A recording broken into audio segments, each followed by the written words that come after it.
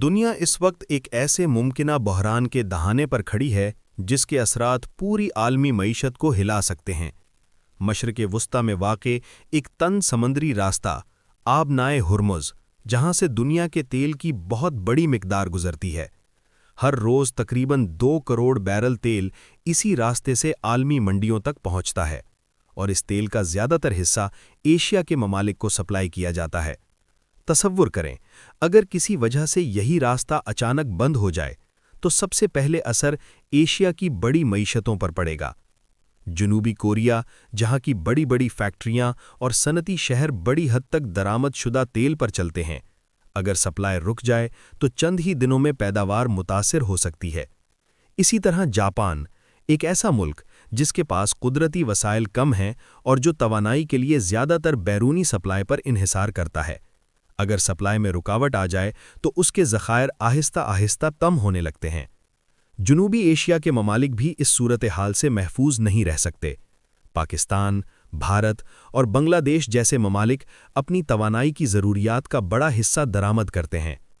ईंधन की सप्लाई मुतासिर हो जाए तो सबसे पहले असर मईशत पर पड़ता है। फैक्ट्रियां सुस्त पड़ जाती हैं, ट्रांसपोर्ट महंगी हो जाती है और मार्केटों में बेचैनी बढ़ जाती है।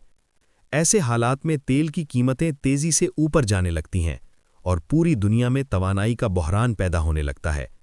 लेकिन इस मंजरनामे में कुछ ममालिक निस्बतन ज़्यादा तैयार होते हैं। मिसाल के तौर पर चीन, जिसने कई सालों से बड़े पैमाने पर स्ट्रेटेजिक तेल के ज़खायर जमा कर रखे हैं। ये ज़खायर किसी भी हंगामी सूरत हाल में मईशत को कुछ वक्त तक सहारा दे सकते हैं। दूसरी तरफ अमरीका दुनिया के बड़े तेल पैदा करने वाले ममालिक में शामिल है, इसीलिए बाज़ हालात में आलमी कीमतों में इजाफा उसके लिए मुआशी फ़ायदा भी बन सकता है।